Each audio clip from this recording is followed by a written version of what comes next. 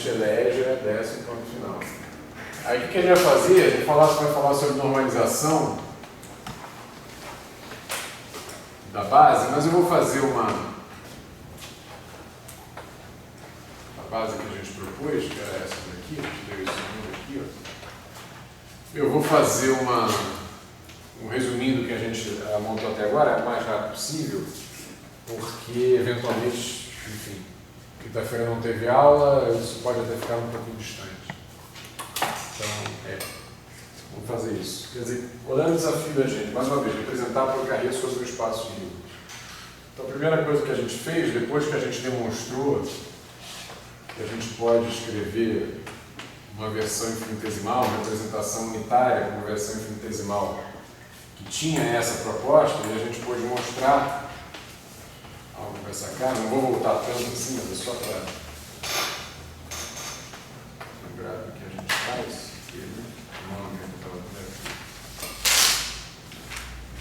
A gente pôde mostrar tanto pela análise desses parâmetros aqui, do que eles representavam, o que eles implementavam como transformação, e depois da álgebra obedecida por esses objetos, isso aqui de fato era um operador de momento angular, operador mesmo, isso aqui já é um operador unitário atuando no espaço Hilbert, isso age sobre estado, estado no espaço Hilbert.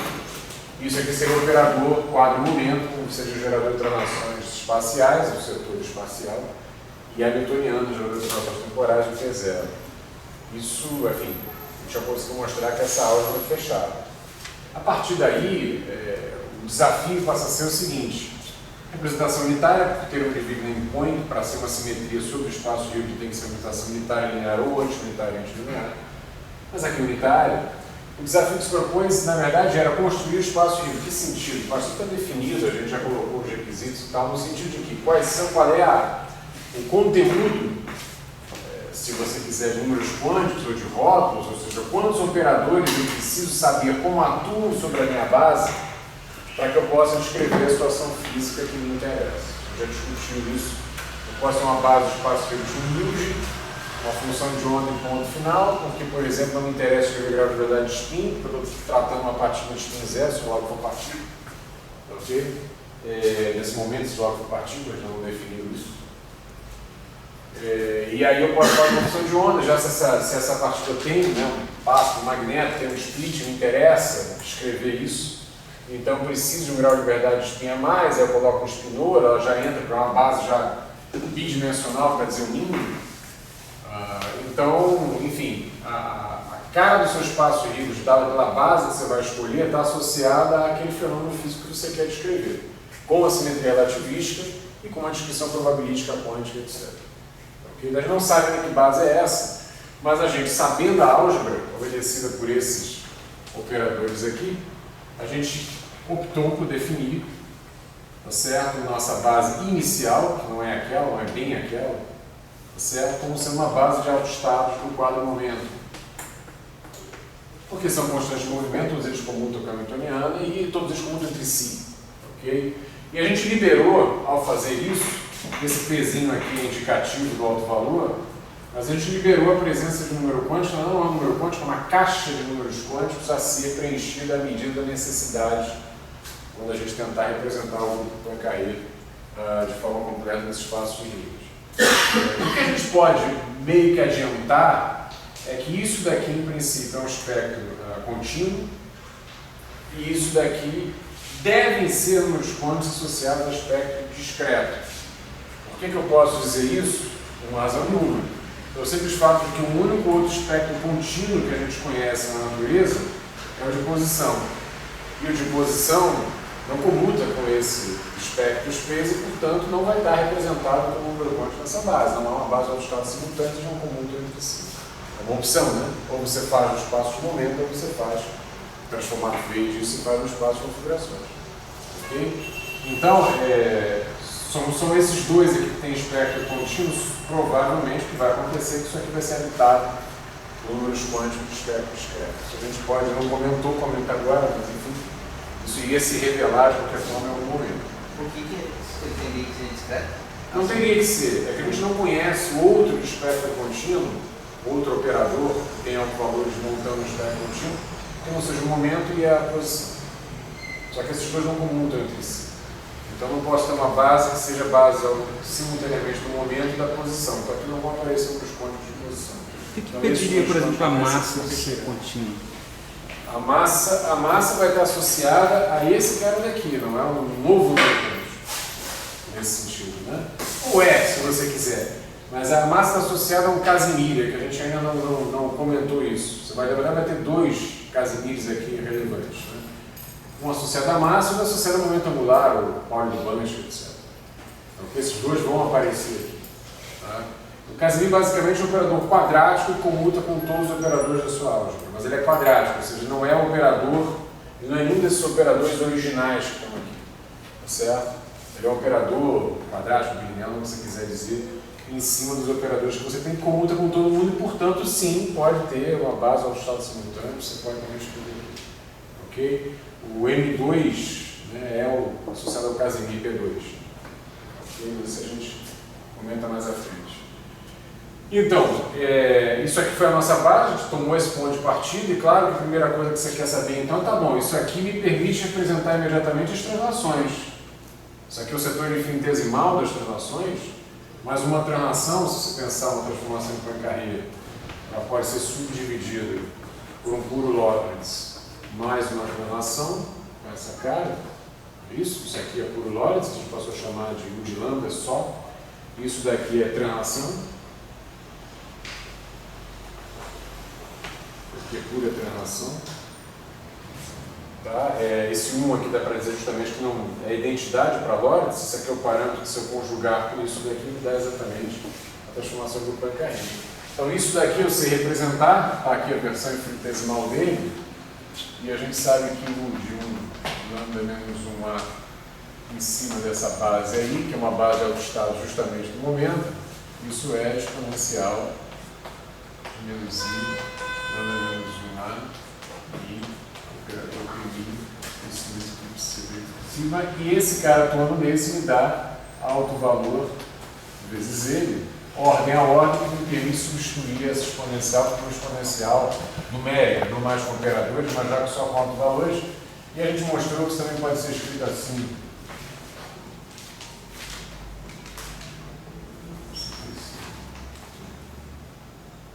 Eu posso esse lambda que está aqui a menos 1, pode passar para lambda aqui, a gente mostrou isso também. Ok? Então, representar as translações é fácil sobre essa base, porque claro, a base é dos estados do gerador das translações. Então, ela é imediata, essa representação. E o que faltou para a gente era definir isso aqui. Na verdade, esse é o último resultado que a gente obteve. Como é que eu represento uma transformação de Lorentz, especialmente sobre o grupo próprio ortógono, sobre essa base? Essa era a grande questão.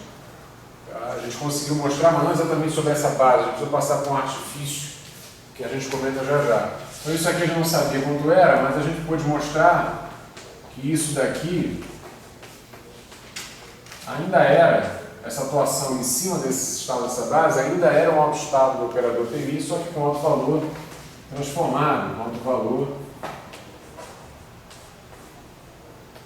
lambda P, de lambda, que reproduzir o estado, mas aparecer esse alto valor. Então, se isso é verdade, então o lambda de P de sigma é alguma combinação linear que pode depender do lambda especificamente do próprio que eu estou trabalhando, pode depender do P, o alto valor específico daquele estado sobre o qual eu estou atuando, em princípio poderia depender. E claro que um conservadorismo mais radical diria que poderia depender desse sigma. A gente não põe essa dependência, primeiro que a gente não sabe o que é esse cara por enquanto é um nome que está aí para receber alguma necessidade futura para prover essa representação do grupo Poincaré. Em segundo, não adianta botar uma coisa que você não sabe exatamente o que é ali como dependência. Um índice, tudo bem, você chama de fazer combinação dos eventuais valores diferentes desse cara, mas não como uma dependência. Segundo, porque em retroação, quem fez o desenvolvimento até o final já sabe que não precisava colocar essa dependência mesmo. Ok? Então, é isso daqui, se lambda P de sigma I, é isso? Se esse cara é autoestado desse cara com o valor lambda P, então U de P de sigma é proporcional de alguma forma a psi lambda P de sigma. É isso? Ok? Esse cara é autoestado de P, só que com esse alto valor aqui. Só que essa proporcionalidade aqui é um pouco complicada justamente porque esse cara pode assumir valores diferentes. Eu tenho que somar sobre todos esses valores diferentes. Ok? Eu posso ter um autoestado do momento com alto valor lambda P, mas com esse outro número quântico variando, com os vários possíveis valores que isto venha a assumir. Tá certo? Então pode ser uma combinação deles todos. Essa combinação está escrita aqui. Okay? Isso gerou um problema para a gente, porque quando a gente diz, então vamos lá, isso aqui são números, mas que estão formando a linha coluna, estão formando uma matriz, na verdade. Né? Isso aqui seria, em elementos de matriz, uma matriz que mediria como é que o U de lambda atua em cima dessa base, ou seja, da nossa tentativa de produzir uma representação, a gente tinha um elemento abstrato do grupo, depois a gente tinha um operador associado a ele, que agia sobre o espaço vetorial, e se nesse espaço vetorial eu dotasse esse espaço de uma base, eu construía matrizes, não é isso? Para esse operador representado nessa base. Bom, já é uma matriz representada nessa base aqui que a gente escolheu especificamente para a atuação desse cara daqui. Então, enfim, seria o final da história, digamos. Não é o final da história, porque quando eu tento impor a lei de composição do grupo, para ser uma representação precisa acontecer, ou seja, que U de lambda 1 lambda 2 seja U de lambda 1 lambda 2, a expressão que vem, usando exatamente esse tipo de construção, ou seja, esse cara vai produzir o quê? Um somatório de sigma C, sigma lambda 2P, lambda 2P de sigma esse cara daqui. O lambda 1 vai atuar sobre isso. Então você vai pegar já um lambda 2P de sigma e vai produzir um lambda 1, lambda 2P de sigma ok? Além disso, ele vai produzir um somatório desse, com esses elementos de matriz, onde aqui vai aparecer lambda 1, que é ele atuando, só que ele já atua num cara que já foi transformado para lambda 2P. Então aqui o momento do estado sobre o qual ele atua não é mais simplesmente P, mas é lambda 2P. Esse foi todo o problema. Porque se você fizer isso e igualar essas duas coisas seguindo essa receita, o que aparecer é uma expressão com essa cara daqui, ó. Se eu me esvalho, vocês me corrijam. Vou botar aqui sigma linha, lambda 1, lambda 2, P, C, sigma linha, sigma, lambda 2, P, isso aqui deveria dar C, sigma 2 linhas, sigma, lambda 1. É isso. Certo? Isso era o que se impunha quando você impõe a regra de composição do grupo para que fosse uma representação. E o problema é que isso aqui pode representar a transformação composta, lambda 1, lambda 2, isso aqui pode representar a transformação lambda 2, mas isso daqui não pode representar lambda 1, porque envolve lambda 1 e lambda 2. Isso aqui não está em correspondência unívoca com o U de lambda 1. Isso é uma mistura. Esse foi todo o problema. Ok? Então a gente desistiu não de trabalhar com essa base, a gente até vai mudá-la com um fator de normalização, a gente desistiu de trabalhar com essa base com essa distribuição, assim, vamos pegar o espectro de momento, que é contínuo, e varrê-lo indistintamente. Falou, não vamos varrê-lo indistintamente, nós vamos varrê-lo em classes, tá certo? A gente criou classes, aqui a gente criou um vetor fixo representativo, Camille, não é isso?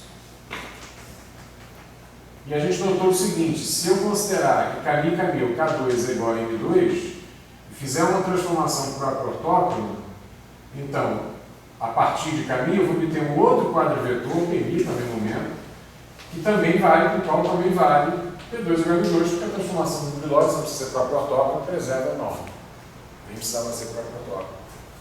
Próprio ortógono mais ainda, ou ortógono, pelo menos mais ainda, eu posso dizer que se K0 for maior que zero, então, se o que aparece aqui é uma transformação desse tipo, o P0 também é maior que zero, ou pelo menos maior ou igual a zero, mas ele não inverte de sinal, a gente mostrou isso lá atrás. Ok? Então, aqui eu posso ter um Camille, um PMI, aqui eu posso ter um P' ali. Eu digo que esses caras são obtidos a partir desse K fixo, desse K referência, através de uma transformação de Lorentz, próprio ortógono de referência, que leva desse cara para esse cara. Essa transformação, claro, que depende do P onde eu quero chegar, porque se em vez de querer chegar aqui, eu quiser chegar no P', eu vou ter que fazer uma outra transformação para sair do caminho e chegar nele. Tá certo? Então tem a dependência aí do P de saída. Não é quadrado com mais, não é quadrado com mais. Não tem que dar em quadrado assim. Não, eu quadrado é um nome que eu estou dando para o resultado do Cami aqui. Certo? Por exemplo, Cami dá alguma coisa. Eu quero dar um nomezinho, estou dando esse nomezinho aí para quadrado. Depois eu vou interpretar isso como uma massa, é verdade. Certo? Porque como isso aqui é o espectro de um quadro de momento relativístico, então o que está escrito aqui é a relação de energia relativística, né? 2 igual a P2C2 mais M2C4, um C igual a 1. Ok? Eu vou interpretar como uma massa, mas nesse momento não precisaria disso. Estou dizendo que o quadrado disso daqui da M2, e se esse cara se relaciona com uma transformação de Lorentz, então, como a transformação de Lorentz muda a norma, um quadrado desse dá o mesmo M2, seja lá o que for M2. O que é esse negócio de pegar um caminho fixo?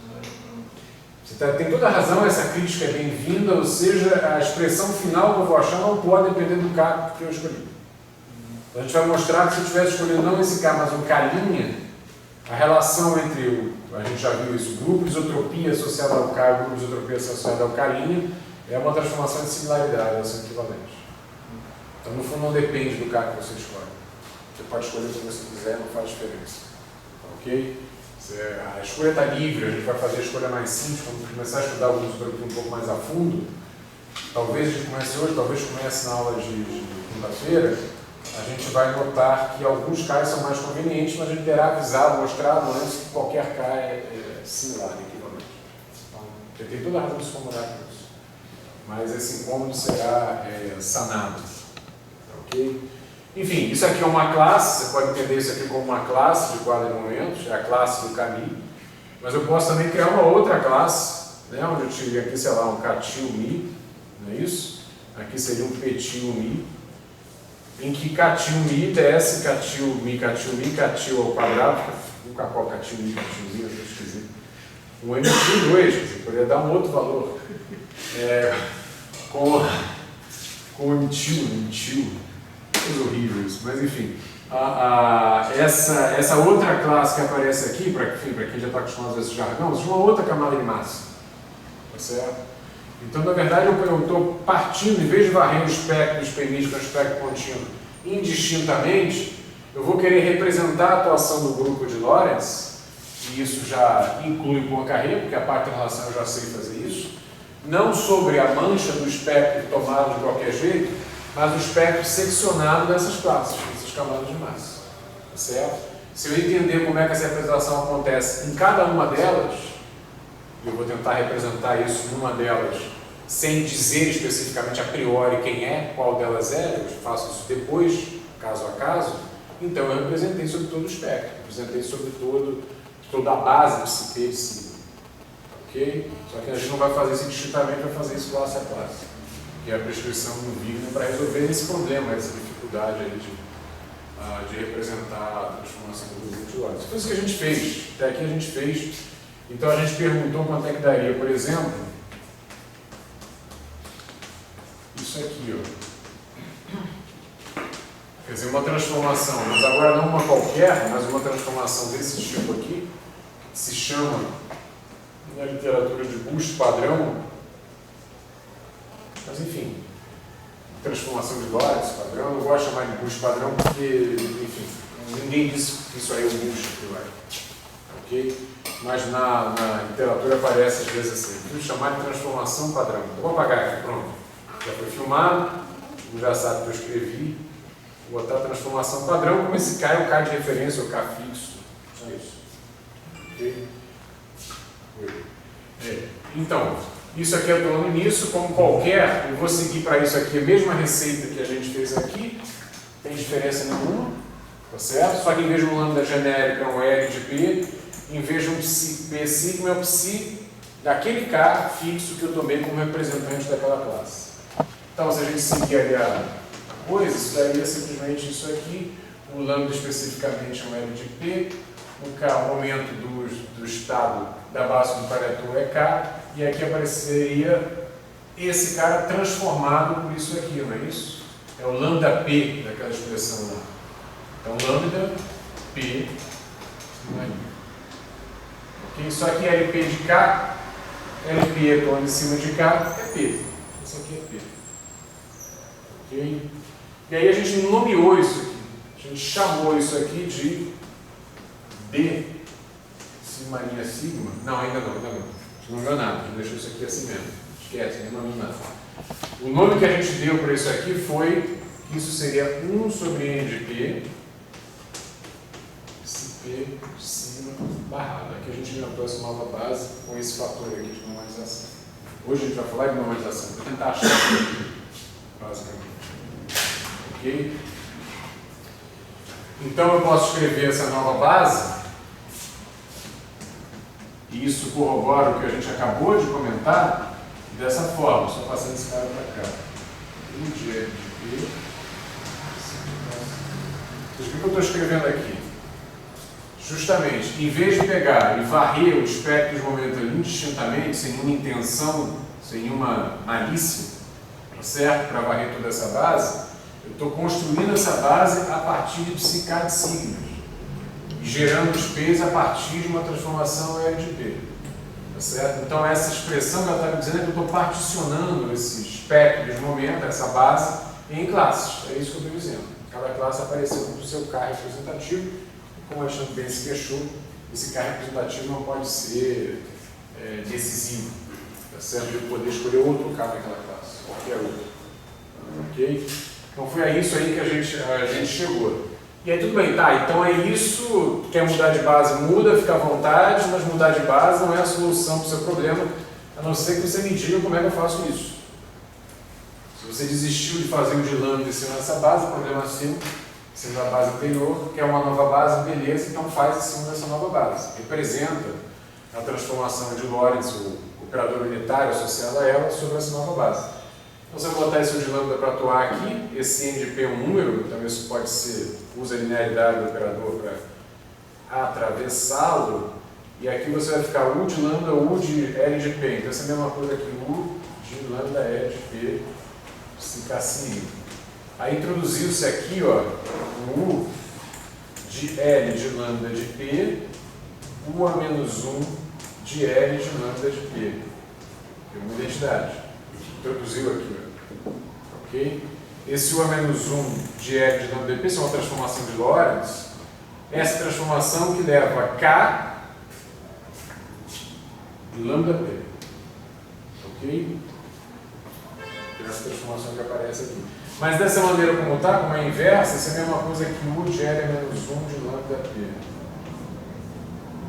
A inversa da transformação por Lorentz é a transformação pela inversa. Ok? Então, muito bem. E esse cara daqui, composto com esse que está aqui, me dá, então isso aqui me dá N de P, U de L de lambda P. A gente já fez essa conta, estou fazendo com alguma pressa. E aqui aparece um baita U de quê? L a menos 1 de lambda P, lambda L de P. Lambda L de P, em cima do psi de K acima. Esse troço que aparece aqui dentro a gente identificou como sendo W lambda de P, e esse operador que está aí agindo em cima do tal K representativo gera o próprio K. Tá certo? Ele é uma identidade para, ele não altera, ele deixa variante para o K. Esse cara daqui, se atuar em cima de K, se você fizer L a menos 1 de lambda P, lambda L de P em cima de K, L de P em cima de K me dá P. Não é isso? A definição. Lambda P aparece aqui. L a menos 1 de lambda P, se L de lambda P leva K em lambda P, L a menos 1 de lambda P leva lambda P de volta para cá. Tá certo? Então aqui eu tenho justamente o lambda P, L a menos 1 de lambda P, isso devolve K. Ok? Então esse cara deixa K invariante. Esse cara que apareceu. Ok? Então a gente resolveu, então vamos tentar representar esse cara com a expectativa de que se a gente representar esse cara, se a gente souber como isso aqui atua, e ele é mais simples, ele deixa esse meu representativo invariante, eu saberia como esse cara aqui atua nessa base. Era a expectativa. Então a gente partiu para tentar representá-lo e deu certo, pelo menos a representação desse W aí, atuando em cima do K e deixando invariante, que forma como a gente comentou um grupo. Chama-se grupo isotropia, até que ele vai tocar ou pequeno grupo, grupo. Ok? E esse cara que aparece aqui. fácil mostrar aqui no grupo, imediato mostrar aqui. Certa composição é fechada, obviamente, se um deixa variante, se você compuser dois, o primeiro deixa variante, o segundo deixa variante, tá ok? A inversa, a identidade, é bastante simples de mostrar. Agora, ele é uma transformação, porque estava sendo assim desde o começo. Isso é uma transformação do subgrupo próprio ortócrono. Isso também é, isso também é, isso também é, porque a inversa está lá dentro, que é um subgrupo. Então, isso daqui está dentro do subgrupo próprio ortócrono. Mas está deixando K invariante e há outras do subgrupo próprio ortócrono que não deixam K invariante, levam K inteiro. Então, esse é um subgrupo do subgrupo próprio ortócrono do grupo de Lorentz, tá? Que é o grupo de isotropia de cada cara aqui que aparece ali. Ok? Então, a gente pegou o seguinte: o de W de lambda P, originariamente a gente botou um K, mas isso não importa, porque o K já define como é que é o L que vai levar a esse P que está aqui, então ele está contido aqui dentro, atuando assim no de K sigma, e agora sim. Isso daqui a gente escreveu, mais uma vez, daqui eu uso a expressão geral. Em vez de uma transformação de Lorentz qualquer, é uma do subgrupo do grupo de isotropia, ou seja, do subgrupo próprio ortócrono. Mas é uma transformação de Lorentz. Vale esse tipo de expressão. Esse aqui também é um vetor da base, como esse, só que em vez de um P genérico, é um K específico, um K fixo dentro de uma classe daquelas. Vale aqui o mesmo tipo de fato, ou seja, isso daqui é um autoestado do operador de momento com alto valor WK, lambda P, WK, tá ok? Então isso aqui é sigma linha, C de sigma linha sigma, escreveu uma besteira, isso, lambda P, bem provável, psi WK de sigma linha, só que WK, o WK que eu escrevo variante, é o próprio K, tá ok? É o próprio K. E aí esse cara que aparece aqui, a gente resolveu chamar de D, esse. Quer dizer, as matrizes, que nessa base que a gente definiu, o que a gente está definindo, representam o grupo de isotropia de um dado K, a gente resolveu chamar de D. Aqui seriam as matrizes que falharam em representar nessa base o subgrupo próprio ortócrono. É isso? Falharam em representar. Aqui são matrizes que, em princípio, até esse momento a gente não sabia, mas depois a gente mostrou, de fato representam o subgrupo de isotropia desse K aqui sobre essa base. Alguém perguntou alguma coisa? Não, só uma colocação, só para tentar ter uma visão assim, do que pode estar acontecendo. Se você pode interpretar, por exemplo, que esse grupo de isotropia está relacionado aos boosts, por exemplo, você tem uma frente de onda de momento K. Esses boosts que estão representados dessa forma seriam, por exemplo, os boosts paralelos à frente de onda? A gente vai fazer esse tipo de interpretação, eu acho que hoje talvez eu não consiga, mas a gente vai escolher Ks específicos para ver o que acontece. Por exemplo, suponha que o seu K seja isso aqui. Quem pode adiantar um pouco para dar um gosto? Mais ou menos tanto faz M000. Isso é um K específico que a gente escolheu, né? E mesmo que a gente não dê interpretação física nenhuma, mas é óbvio, né? Seria o quadro momento de uma partícula com massa M ou menos M, aí é uma questão de uma energia positiva ou uma energia negativa, se for necessário escrever isso, ok? E repouso. Isso. Ok? Então, o que não altera isso daqui? Qual é o W que, se atuar em cima de K, não altera isso daqui? Acho que é mais ou menos óbvio que uma coisa que mexa só no setor espacial não tem como alterar esse cara daqui. Claro. Então, o grupo de isotropia associado a um caminho com essa cara, e K2 igual a M2 aqui, evidentemente, é isso? Tá certo? Deve ter alguma relação, se não é ele próprio, com o grupo das rotações. Isso não seria estranho, porque isso é um subgrupo do grupo de Lorentz próprio ortócrono e as rotações SO3 também. Não é isso?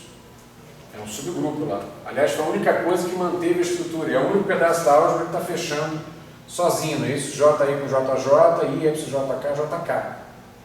Não é isso? Os grupos não fecham sozinhos. Os outros não fecham sozinhos, mas esse cara fecha sozinho. As rotações fecham sozinho. Então, quem sabe? Deixar um pouco, a gente talvez chegue nisso hoje. Se não chegar, chega na próxima aula. Mas a gente vai interpretar os grupos de isotropia para casos particulares, mas na verdade são casos bastante especiais no sentido do que a gente usa para descrever uma partícula, para descrever o sistema físico que a gente quer descrever. Ok? Então aí vai aparecer a rotação. A partir daí, pode mostrar de novo como Pousar. chegou aí na Calar? definiu o W como sendo. L menos 1 de lambda P, lambda L. Aí o W tá ali. O U de W. Então, isso daqui não é uma transformação do grupo de Lorentz? Claro que é, olha. Isso aqui é do grupo de Lorentz, claro que é. Isso também é, isso também é. Então tem U de W. Então W é do grupo de Lorentz. Certo. Então, se W é do grupo de Lorentz, ele segue o que qualquer uma do grupo de Lorentz faz. Ao atuar sobre o estado da base, produz um estado onde o alto valor está transformado por ele. Tá certo? Então, ao atuar sobre um estado da base, ele vai produzir um cara cujo alto valor é WK. Só que WK é K. E aqui é a combinação para você somar sobre os números quânticos que estão aqui, que eu não sei quanto vale. Eu segui essa receita aqui, que é geral. Se eu esquecesse esse grau de liberdade interna e ficar só psi WK, assim, psi WK. Você tira esse mínimo. Só psi WK. Se não houvesse nenhum outro grau de liberdade que você precisasse escrever, nenhum outro número quântico relevante para escrever seu sistema, você escreveria diretamente sem essa combinação. Mas né? A gente não consegue escrever uma física relativística para, por exemplo, esse tipo de partícula aqui, isso vai ficar claro, sem que esses sigmas aqui representem alguma coisa. Tá certo? Vai ficar claro que a gente precisa desses caras. Não dá para não tê-los. E fazer uma física relativística para um objeto que, por exemplo, possa eventualmente ter aquele quadro momento ali. Qualquer partícula de massa pode eventualmente, só colocar para pensar no seu referencial de repouso. Isso é uma física relativística, ou seja, supostamente não tem importância qual referencial, você pode escolher qualquer um. Então, vai ficar claro para descrever mesmo esse tipo de situação que parece uma situação simples, eu preciso que apareça esses signos aqui que tem uma interpretação muito bem definida. Preciso estar lá. Não tem essa expectativa de que eventualmente você... Claro, se não houvesse, morreu aqui. Mas isso não tem como acontecer, isso não vai acontecer. Em caso nem partícula com massa, nem partícula sem massa, acabou, não tem massa, não tem massa. Então você não vai conseguir se livrar desse signo se você quiser dar uma acreditação no grupo de Poincare, que está fazendo. E se você não quiser, é uma história. Se não quer fazer mecânica quântica relativística, você pode viver sem ele. Está usando aquela representação de operador aplicando um estado num outro estado, que é aquela visão ativa de atuar sobre o seu sistema e dar um outro, que está relacionado, não sei, eu não lembro muito atualmente, está relacionado com a representação de Schrödinger? A gente vai brincar com as duas, com a Schrödinger, com a de Heisenberg e com a de interação. Onde for conveniente. Perguntar, mas no caso A interação de champo vai fazer isso. essa daqui, qual é que a gente está? Porque ele está na mecânica quântica normal. Eu prefiro não falar sobre isso agora, ela não é quântica normal. Ela é normal. Eu digo normal. Normal. Não é que ela seja normal, não. Normal isso aqui? Nossa, quer dizer não relativista. Normal é a padrão que é primeiro aprendido, né? Que é não relativista. É normal os livros. Não relativista. Não relativista. Eu estou supondo, sabe qual é o problema? O problema é que essa pergunta, se é de Heisenberg, se é de Schrödinger, etc., ela vai ficar mais clara de que eu perguntar o que evolui aí. Certo? Eu precisaria escolher uma variável, que seria uma variável, um parâmetro de evolução, que vai ser a variável de tempo, claramente. E aí, quem evolui no tempo? É o U ou... Certo, exatamente. É o operador ou é o seu estado? Aí você vai distinguir qual representação você está usando de maneira mais clara. E isso é um problema, porque se você vai, por exemplo, escolher o tempo como sendo, né, o seu parâmetro de evolução, e vai escolher, não tenha dúvida, você criou um problema a respeito de opa, eu quero simetria relativista. Que é tempo no referencial, o outro é uma mistura, é só fazer um boost. Ok? Então a gente vai precisar guardar o que garante para a gente o tempo todo que, mesmo que eu escolha o tempo com parâmetro de evolução, etc., eu posso estar fazendo uma descrição que abriga a simetria relativista. Eu vou escolher operadores, etc., e eles vão ter que fechar a álgebra de Poincare. Com qualquer descrição que você faça, escolha a variável que você quiser a evolução. No final da história, você chamar o operador de momento angular, que vai estar associado à espinha, etc., que você chamar o operador de momento linear, que no caso, se for com a componente P0, vai estar associado ao newtoniano, esses caras têm que fechar aquela álgebra. Se fechou a álgebra, não tem problema. Se não fechou a álgebra, tem todos os problemas. Tá? isso demora. Para fazer essa distinção de representações demora um pouquinho. Nesse momento não tem evolução de nada, pelo menos não explicitamente. Ok? Estou querendo definir, isso aqui ainda é pré-cinemático, se você quiser. Ok? Eu estou querendo definir quem é o meu estado. Meu estado básico. Estou querendo definir quem é o meu grau de liberdade, com quem eu estou trabalhando. Eu ainda não sei. Eu não sei o que ele precisa satisfazer para que consiga representar o carreira em cima dele. Certo? É meio que pré-cinemático ainda, não posso falar de evolução ainda, é prematuro. Então, aí isso daqui a gente pôde mostrar, e a gente não vai mostrar de novo, senão não tem nada de novo. Aí aula 10 é 9 mesmo, tá ok? Que isso daqui fechava sem problema nenhum, porque você pega essa expressão aqui, ou seja, a regra de composição imposta, e simplesmente pega um caso particular isso aqui. Vai acontecer a mesma coisa, onde esses Czinhos ganharam nomes perto de D, não é isso? E a única diferença é que aqui você, em vez de um lambda 2 genérico P, você vai ser W2 de K, que está atuando sobre a base psicocancina. E W2 de K é K. Tá certo?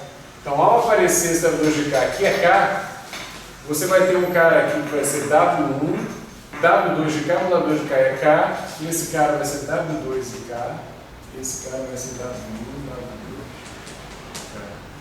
Não vai ter problema nenhum. Tá certo? Vai fechar a lei de composição.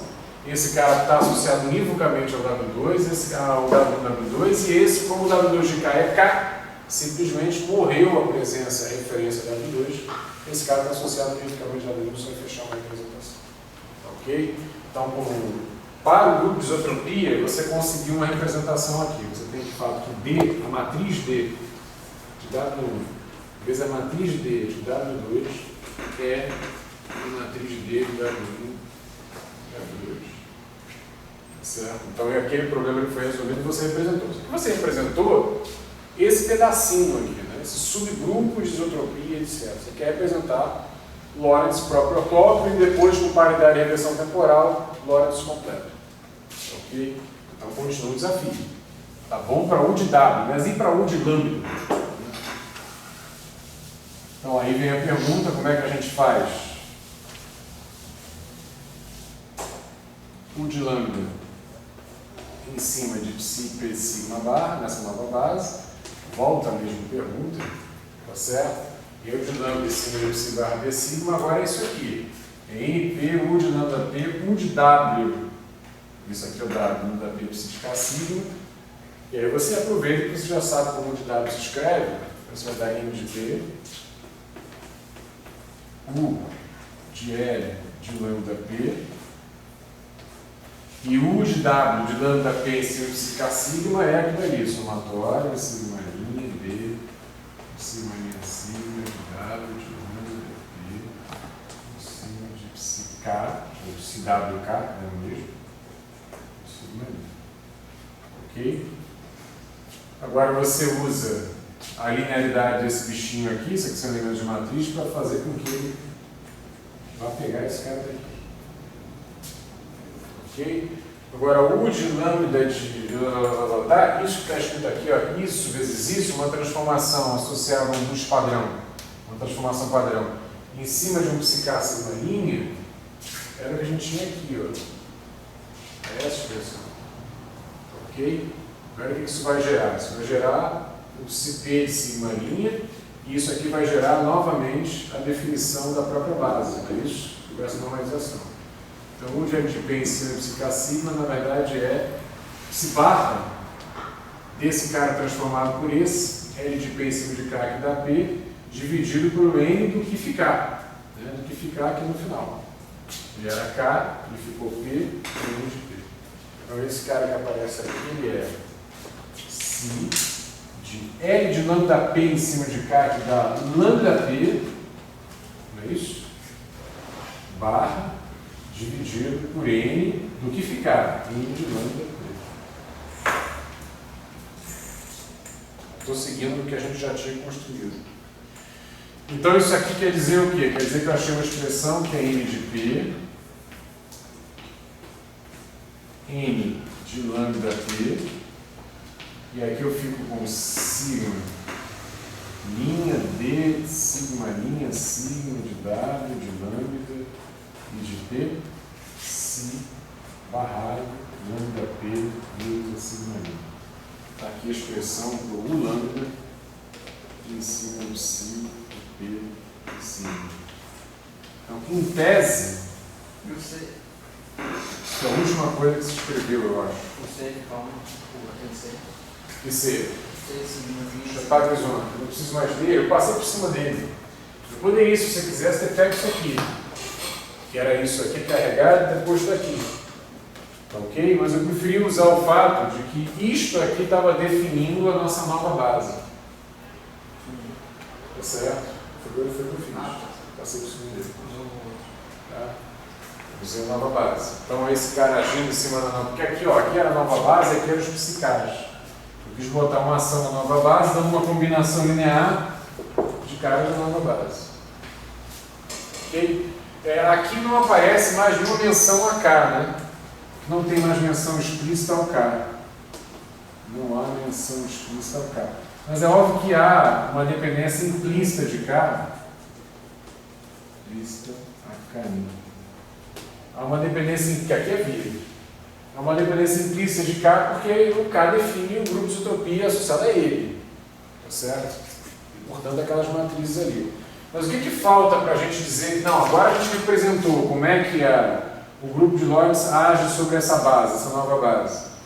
A gente tem a ambição de tê-lo feito, porque isso aqui são números, tá certo?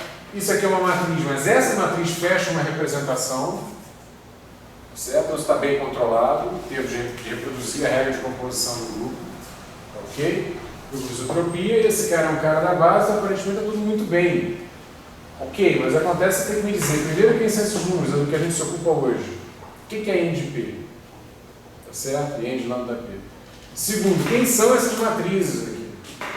Se você me fixar um dado grupo de isotropia, ou seja, se você me fixar um K e achar o grupo de isotropia ligado a ele, quem são essas matrizes aqui que o representam nessa base? Se eu souber os elementos de matriz, isso daqui, souber quem é esse cara, esse cara, sim, então eu consegui de fato representar a ação de um grupo de Lorentz sobre essa nova base. Portanto, tem a representação de Lorentz, acoplado a isso daqui eu tenho Poincaré e acabou. Eu posso até escrever, mas é só uma expressão bonita para fotografar, botar na porta do quarto, para convencer as pessoas que a gente está fazendo algo de nobre dentro do quarto, quase nunca é verdade, mas enfim, a gente pode escrever direto com a carreira. A gente já sabe as duas, Psi barrado P, Psi, isso vai ser exponencial de menos I a Mi, lambda Pzinho I, já logo o valor, é isso? Todo o resto. N de P, N de lambda P.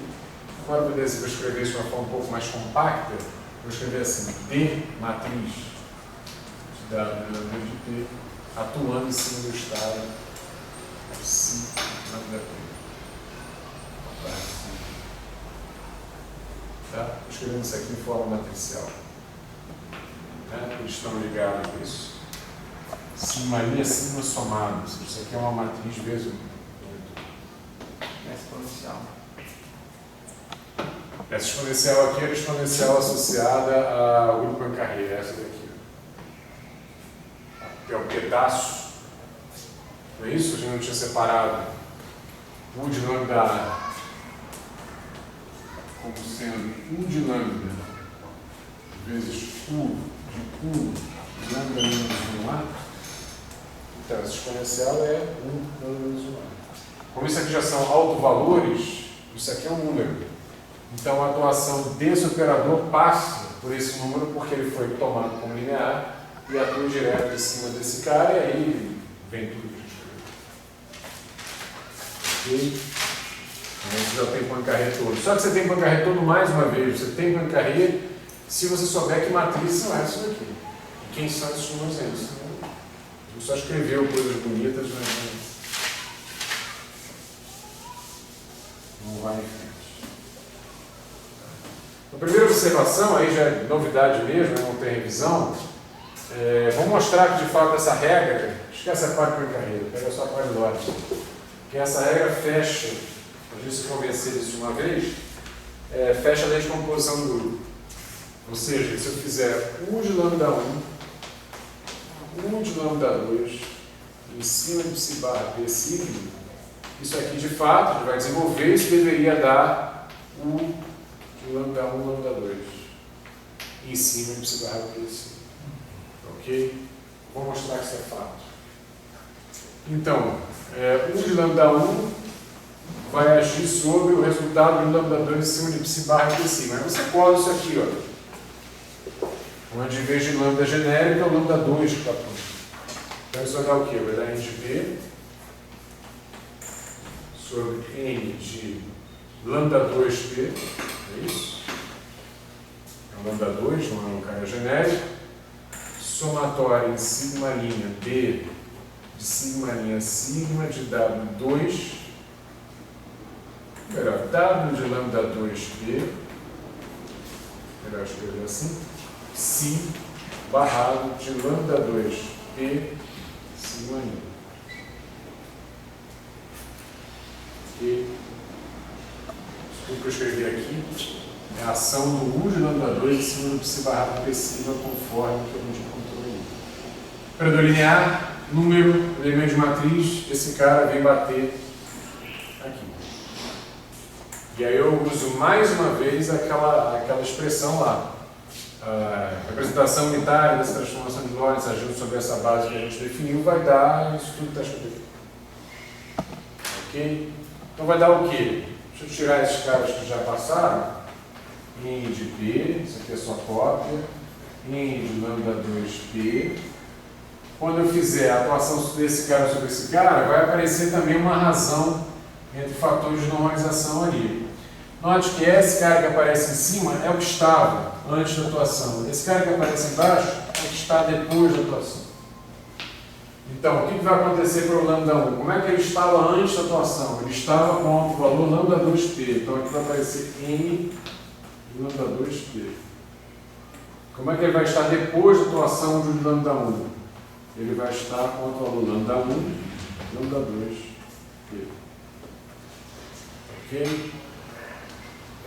Somatório. Já tem um aqui, vou botar outro. Então, vou botar somatório em cima de duas linhas. Ele vai estar sobre o estado que é sigma linha. Então vai ser assim, D de sigma duas linhas, sigma linha, de W, de lambda 1. Só que agora, o momento sobre o qual ele atua não é mais P, lambda 2P. Então é lambda 1, lambda 2P, vezes esse outro somatório que está aqui. Estou me arrependo, mas agora tem que apagar.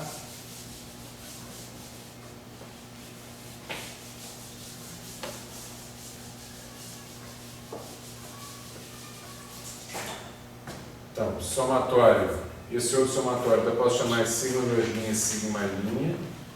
E aqui eu ponho os outros que estão ali, sigma linha. Sigma de W de lambda 2P, psi barrado lambda 1, lambda 2P.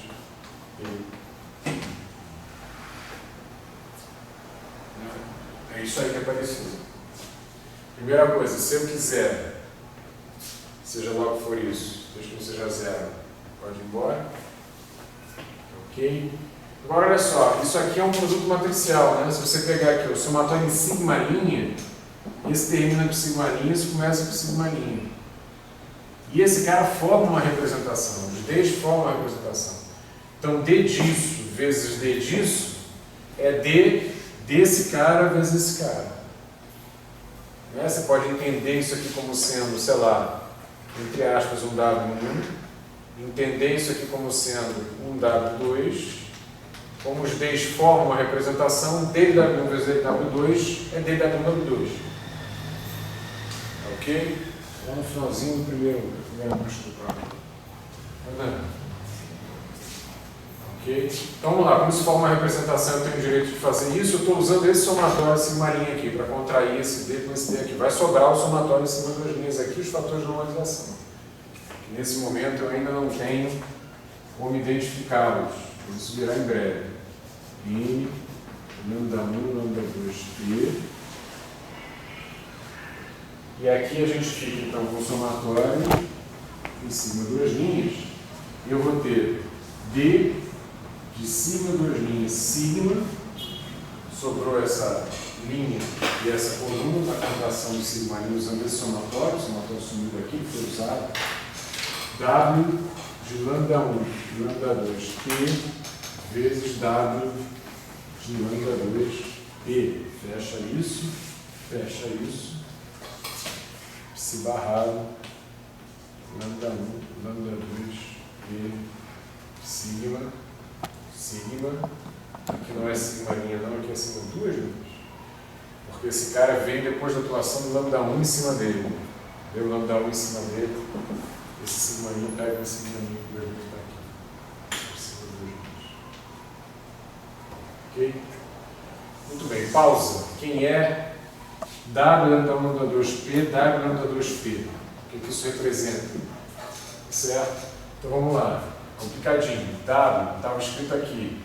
De lambda p, a gente obteve, esse cara é lambda a menos 1. L menos 1, perdão, lambda p, lambda L de p. Tá aqui. Certo? Isso é o W, lambda p convencional, se essa maluquice botar lambda 1, lambda 2p, assim por diante. Mas agora, com a maluquice, certo? W lambda 1, lambda 2p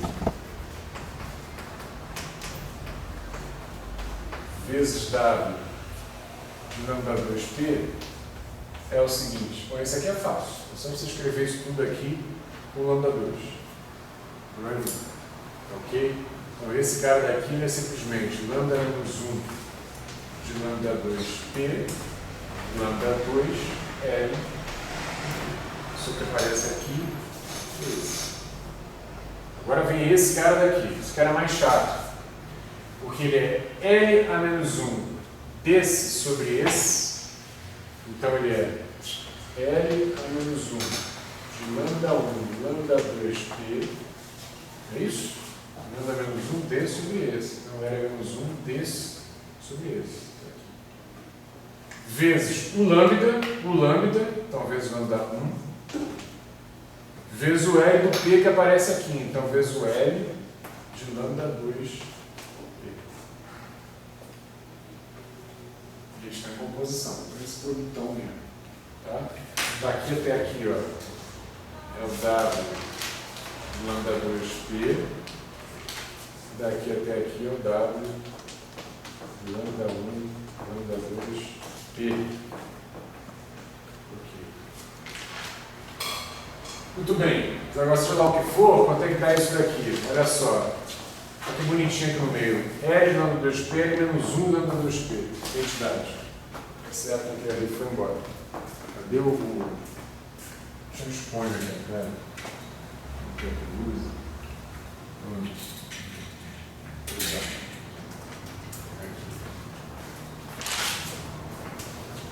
Isso aqui é uma identidade.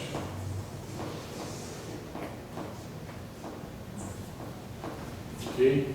Então o que sobrou aqui nessa história? Sobrou, isso aqui é igual a L a menos 1, este senhor aqui, lambda 1, lambda 2p, lambda 1, lambda 2, L de p.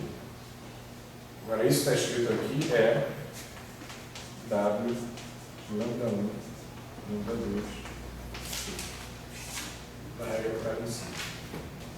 L a menos 1 da transformação de Lorentz aplicada ao momento. L da transformação de Lorentz aplicada ao momento. A própria transformação de Lorentz. A própria transformação de Lorentz. L de P. Quando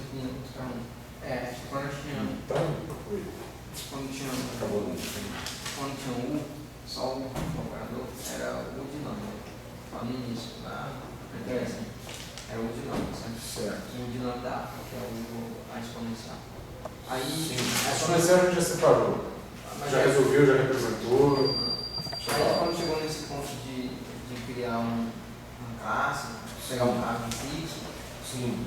Né? Vou pegar um caminho fixo e vou começar a fazer a transformação de Lorentz dele. Aí nessa parte surgiu um L. Isso.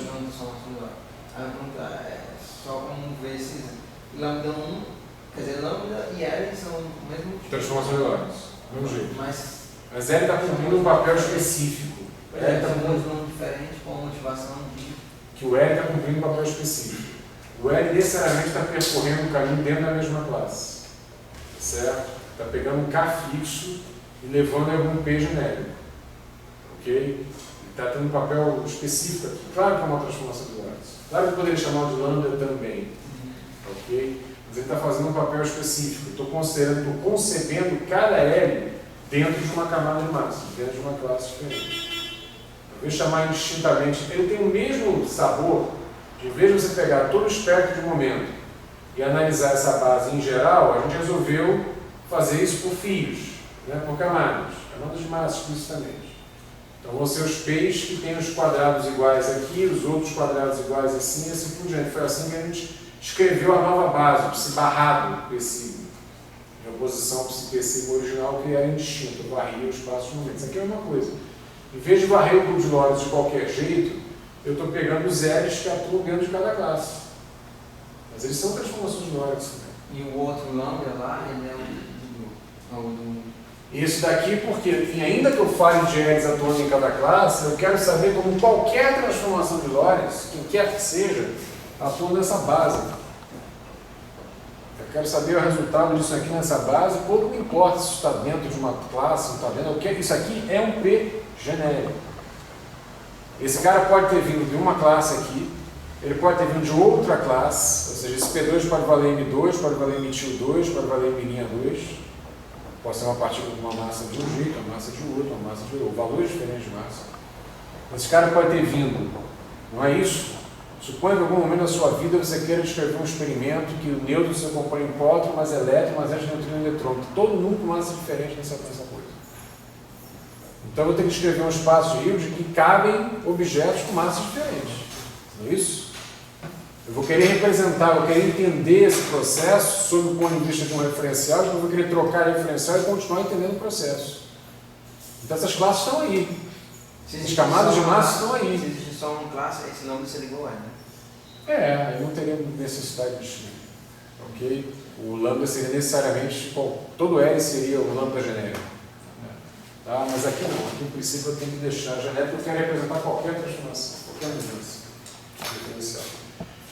Bian, se a gente obteve isso daqui, então agora eu posso escrever essa expressão gigantesca assim, ó, e aí a gente corta aqui essa divisão, N de P sobre N de lambda 1, lambda 2P, e aqui eu escrevo somatório em sigma 2 linhas, ou em sigma linha, se você quiser, já que não tem mais sigma linha, posso dar um que quiser, de sigma 2 linhas sigma, e aqui dentro W de lambda 1, lambda 2P, opa, fecha pequeno, fecha grande, eu vou dar problema no LaTeX, tá certo? Se barra de lambda 1, lambda 2P, sigma 2 linhas. Sobrou, né? Essa D dessa composição é D desse cara daqui, que a gente acabou de achar. Agora olha para isso daqui e compara com essa regra geral aqui. Vê se o que está escrito lá, a última coisa que a gente escreveu, não é o U de lambda 1, lambda 2 atuando na base. O U de lambda 1, lambda 2 atuando na base seria, olha, N do momento que está aqui inicial, depois N do momento transformado. Se for o lambda 1, lambda 2, é N de P sobre N de lambda 1, lambda 2P. É exatamente o que a gente tem aqui. Certo? Depois as matrizes que estão associadas à representação de grupos de isotropia da transformação de Lorentz que você quer e do momento do estado sobre o qual você está atuando.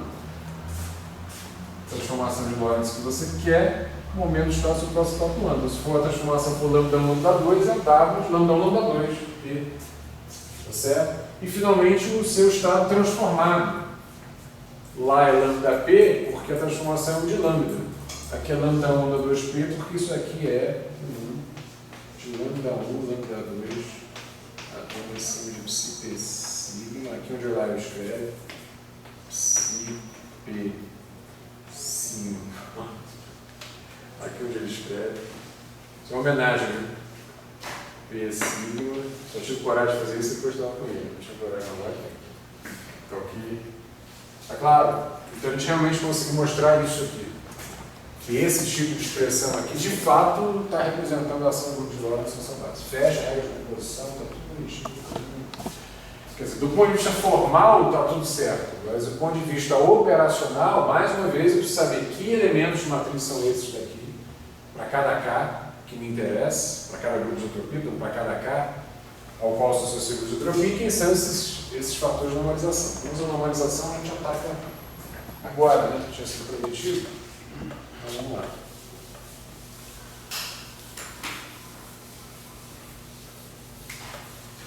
Bom, a nossa base é feita de estados de momento. O momento é um operador hermitiano, observável, tá certo? Logo juntos, se quiser ser radical. O que significa que se eu estiver falando de autovalores diferentes, esses estados são ortogonais. Ok? Então a gente vai fazer essa normalização, vamos partir, ainda falando da classe, sigma, produto interno escalar que precisa de K sigma. Então, vamos supor a normalização funcionando da seguinte maneira. Isso aqui é delta, sigma, delta 3 de K' menos K. Por que eu estou botando delta 3, não delta 4, se eu quero relativismo? Porque eu necessariamente estou supondo que K2 é igual a N2, então K'2 também é igual a N2. Então, se esses caras tiverem o mesmo vetor, K', eles têm o mesmo K0. Certo? Então, se K' igual a K, então K'0 igual a K0, porque K2 igual a K'2. Por que K2 igual a K'2 obrigatoriamente? Porque se esses caras estiverem em camadas de massas distintas, então certamente eles são autovalores distintos de um operador hermitiano. Então eles são ortogonais. Então esse é zero, não tem que escrever nada aqui. Esse produto escalar é zero. E se eles estiverem na mesma camada de massa, eles ainda podem ser diferentes. Mas podem ser iguais, eu posso estar falando do mesmo cara. Certo? Então estarem na mesma camada de massa dá a chance que você eventualmente possa escrever uma delta, ou seja, entre aspas, uma normalização. Ok? Se tiverem camadas de massa diferentes, perca a esperança. Eles são necessariamente diferentes, se são ortogonais, acabou a conversa. Ok? Então, se isso aqui é verdade, basta você fazer o delta 3 de K' menos K, para estar se referindo ao mesmo. Você não precisa incluir o delta de K' 0 menos K0 na história. É automático. Isso é comutador? Isso é um produto escalar. Não é um comutador porque esses caras aqui não são operadores, eles são estados. Isso é um produto escalar, que a gente definiu. Já definiu o espaço de Hilbert como algo dotado disso. Não foi? Lá no começo. Ok?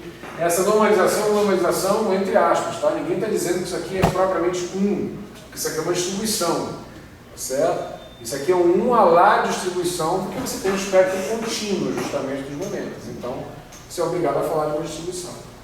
Ok? Então, é um nesse sentido. Esse cara aqui eu espero que seja um delta incrônica, porque a gente comentou que a gente espera que esses números quânticos misteriosos até agora, tá certo, estejam associados a um espectro discreto. Okay? Porque não tem outro espectro contínuo na natureza que possa comutar com o espectro de momento. O argumento para escrever isso desse jeito aí foi assim, tem algum argumento que eu possa integrando isso daí, dê um valor, tem um argumento. É no espaço inteiro, isso pergunta. Que é tão dela, né? Por exemplo, se K' puder ser K no espaço inteiro, isso deveria ser 1. Se K' puder ser K.